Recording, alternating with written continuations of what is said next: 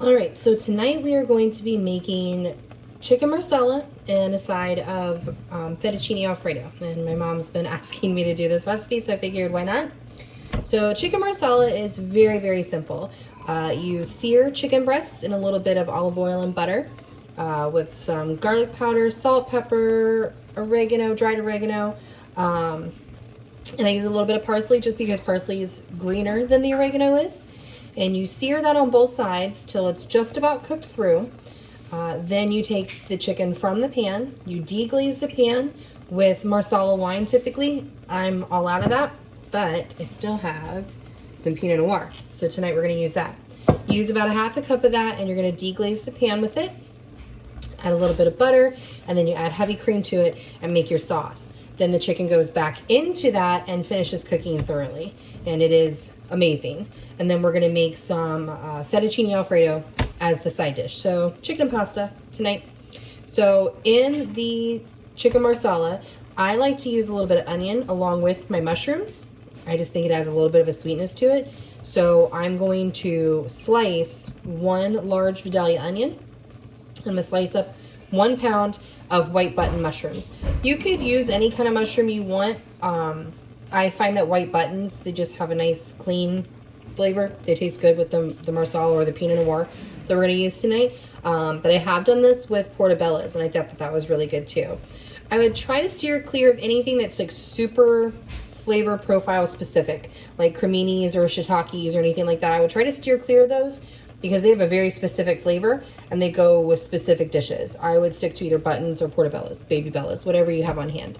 So we're gonna slice up this onion and then we're gonna slice up 1 pound of our mushrooms. And I like to just have it and then move half off to the side. And then remember, holding whatever you're slicing, you want your knife to go against the knuckles. That way you're slicing just the food and not your fingertips. And then just go straight down with it. And it also helps to keep the food steady so you have a safe working surface. We just want nice thin little slices. My mom's been asking me to do a chicken and pasta dish on here for a while actually. And I didn't post anything for a couple weeks just because I've had a lot going on with work and the kids and everything. But I figured, you know, time to get back into it. Cooking is therapeutic for me. You know, right now, none of us have control over anything that's going on. And cooking is something I have complete control over. So I like it. All right, so now we've sliced up our onion. I'm gonna set that off in a bowl off to the side. I'm gonna slice up my pound of mushrooms. I love mushrooms and I've actually used 2 pounds of mushrooms before doing this, but I only have a pound left, so that's what I'm gonna use. And if you notice, I'm not doing like a super perfect chop on these, just a nice rough chops. But I don't want them too small. I want to be able to bite into the mushroom. And mushrooms and onions cook down to basically nothing. So just a good rough chop on them, not anything super fancy. Be fine. Like I said, this is a full pound of the white buttons. And actually, white buttons were on sale at Publix this week. I think they were 2 for $4. So about 4 of them. Because I will freeze my mushrooms. I'll clean them, let them dry, and then I will freeze them. And that way they're already prepped and ready to go for me. I just did not do that with this particular batch and they were still in the fridge. When I came home tonight, I was like, oh my gosh, my mushrooms. And I was like, what can I cook tonight that'll have mushrooms in it? I was like, oh, chicken marsala, why not? Plus it'll make my mom happy. She'll stop griping at me.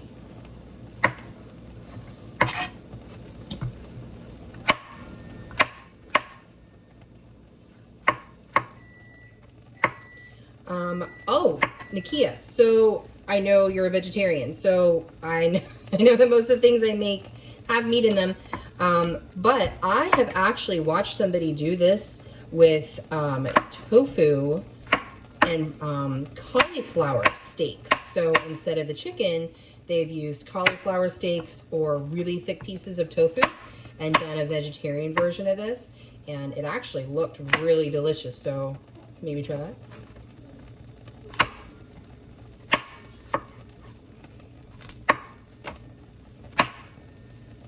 Later on this weekend, I'm gonna make a from scratch chocolate cream pie with from scratch whipped cream.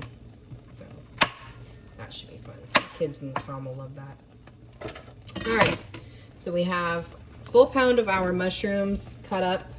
We have 1 full onion cut up. Transfer that to our bowl so that it's easy. And I like to put my dried seasonings or my dried herbs in with these. It just kind of makes it easier. The fresh garlic though, I like the smell of that hitting the hot oil, so I always save that. So this is 1 tablespoon measurement. This is dried oregano. I get mine bulk size from BJ's. And dried oregano, a little bit goes a long way. It's a pretty strong herb. And I feel like it's even stronger once they dry it, so a little bit goes a long way. I'm gonna do 2 tablespoons of the parsley in there, because I really like that pop of green when you mix it all in together. It's really nice looking. And then garlic powder. You can tell it's one of my favorite ones because I don't have a whole lot of it left in the container. And I'm gonna do 1 tablespoon of that because I'm putting fresh garlic in here too. And I know, you can never have too much garlic, but I'd like to be able to kiss my husband later, so just bear with me on the measurements on that one, okay? All right, so now we're gonna transfer over to our stove. I'm gonna show you how to sear everything off. So we are going to sear off our chicken. I'm gonna add our olive oil to the pan, nice generous amount. I'm gonna let that heat up. I have my water boiling off to the side. We're getting ready to boil for our pasta. And remember, we're gonna be searing this off, then we remove it from the heat, and then we add in our butter and our wine and our garlic and our cream and all those things, and then we add the chicken back to it. So, small hiccup in this situation. I realized I did not have thawed chicken breast. I had frozen chicken breast. So what I did is I parboiled them a little bit, but I'm still going to be able to sear them in my oil and get everything else going. Ideally, you would use raw chicken, but you know what? Life isn't perfect. So we're just going to let this heat up for a second, and look at that. As soon as I started talking to you guys, my water started boiling. So I'm going to pop my pasta in the water. All right, so I've added my chicken to our olive oil. I also melted a little bit of butter with the same seasonings that I had on my mushrooms and onions and added that to the pan. I feel like it gives it a good flavor. And it's a very small amount. It was like literally maybe a tablespoon of butter, not very much, because we're gonna be adding butter into this as it goes. And I did that because of the mistake that happened with me only having the frozen chicken breast. So I wanted to make sure I got a really good sear, and butter was gonna help me to do that. We're gonna leave these alone for about 4 to 5 minutes. After that, we're gonna flip them over. I'm gonna show you the nice color that we've got on them, and then we're gonna keep going with our recipe. Leave these alone. Don't mess with them. Have faith in what you're doing, trust yourself, leave them alone. All right, so it's been 5 minutes, and now I'm gonna flip these over, and look at that beautiful golden color we got. That comes from leaving it alone. Don't mess with it. Allow that crust to form.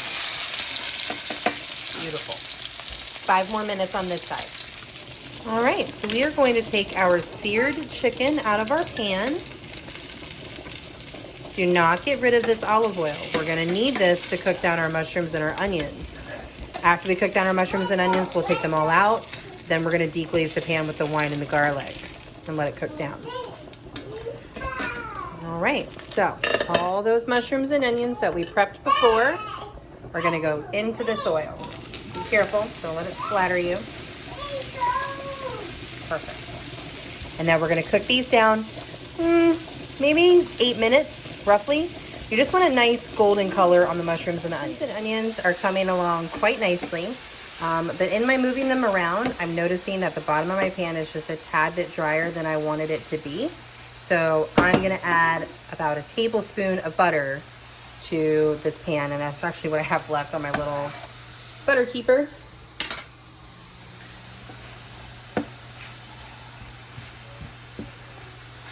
You could add more olive oil.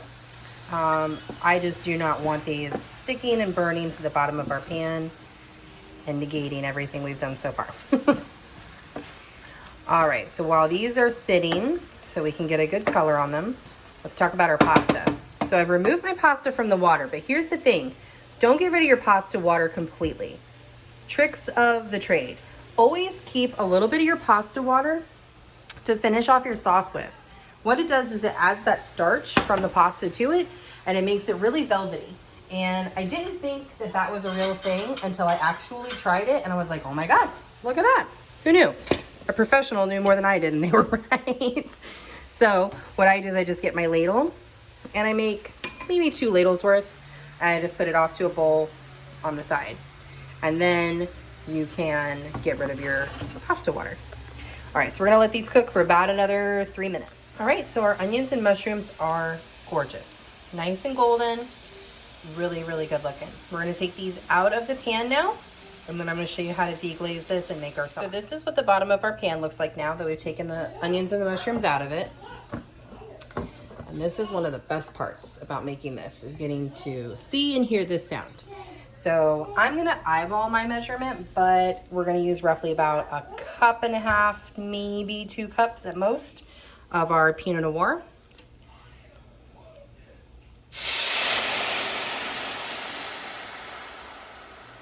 Yay. All right, now we're just gonna use our wooden spoon, and we're just gonna get all the little bits off the bottom of the pan from searing our chicken. You probably don't have too many, but sometimes you do. Depends on your chicken. And now we're gonna let this cook down for about 5 minutes, maybe 7.